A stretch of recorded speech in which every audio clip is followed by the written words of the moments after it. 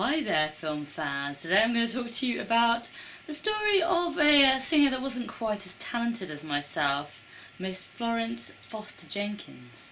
This heartwarming true story features Meryl, Streep and Hugh and it's the story of a socialite who wants to be a singer. The only problem is she's completely tone deaf, and I really can't sympathise with how hard that must be.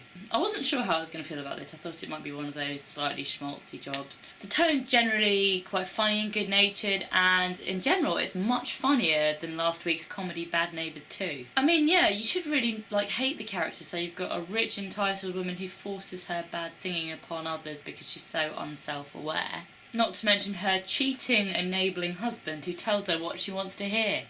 However, you feel really positively towards a woman who's doing what she loves whilst fighting a disease, and her husband who supports her throughout.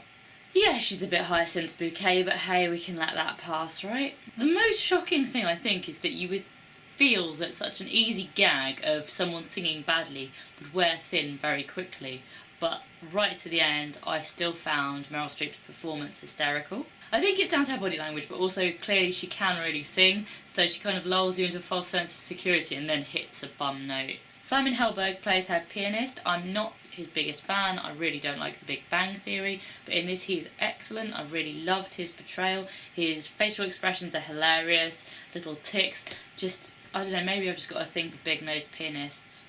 Hugh was also really good. It's the best thing I've seen him in for ages. He really suits the kind of dapper older man part. Watching this, it made me understand how when you get people going on the X Factor with this self-belief that they're going to be awesome and then they sound terrible, you can see how they've got to that place.